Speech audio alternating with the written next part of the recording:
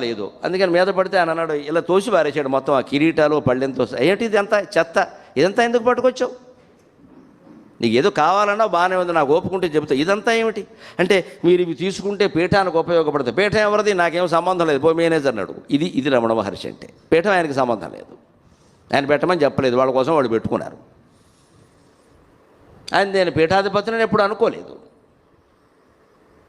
అని నాకు వెంటనే నిన్ననే చెప్పాను కదా, ప్రత్యేక ఉపదేశం చేయమంటే ఏ ప్రత్యేకత లేకపోవడమే నా ఉపదేశం. అంతేకాదు, నేను వచ్చాను కదా 2 మాటలు చెప్పండి అంటే, సాయంత్రం 5 నుంచి 6 వరకు భక్తులు హాల్లో కూర్చుంటారు నాయన, అందరితో పాటు నువ్వు గాలకి వెడుతుంటే 11:30 సమయంలో, అప్పటి నుంచి ఇంతేనా అండి? అంతే. 11:30 సమయంలో భోజనశాలకి వెడుతుంటే 3000 మంది మహర్షి వచ్చి భోంచేశాక చెయ్యాలి అని కూర్చుని ఉంటే, అలా వెడుతూ ఆ భోజనశాల పక్కనే ఒకరెవరో పాపం లోపలికి కూడా రాణిస్తారో లేదో అని భయపడుతున్న వ్యక్తి ఆ